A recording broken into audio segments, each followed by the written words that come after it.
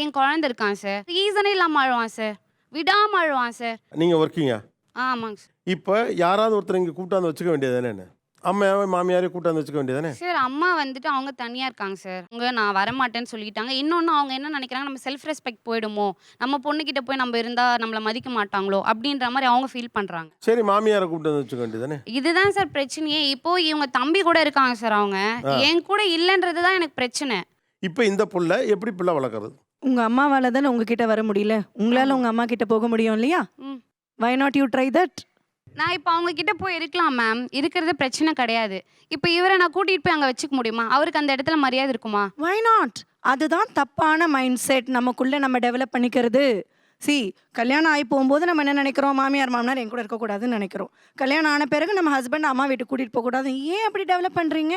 பழைய ப்ரிவிலேஜும் உங்களுக்கு இல்லை, புது ப்ரிவிலேஜும் இல்லை. புது ப்ரிவிலேஜில் என்ன, எதுக்கு மகளோட வந்து அம்மா இருந்தால் என்ன தம்பி நீங்கள் தான் சொல்லுவீங்களா? சார் நான் எதுவும் இந்த பாருங்க பம்புறான், ஒன்றுமே சொல்ல மாட்டான். ரைட்டா?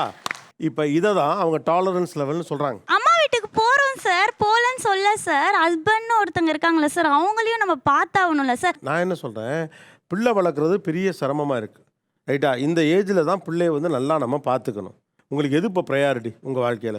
என்னதான் வந்து ஸ்ட்ரெஸ் இருந்தாலும் ஹஸ்பண்டோட சப்போர்ட் இருக்கிற மாதிரி வேற எந்த சப்போர்ட்டுமே இருக்காது சார் அந்த ஒரு டைமில். அதனால அவங்க கூட இருந்தால் ஒரு மாதிரி பேம்பர்டாக ஃபீல் பண்ணுறதுனால அவங்களோட இருக்கலாமோ. இப்போ பேம்பரிங் இப்போ யாருக்கு தேவைப்படுது? எங்களுக்கு தான். ஆனால் உண்மையிலே இந்த பீரியடில் யாருக்கு பேம்பரிங் தேவை? குழந்தைக்கு.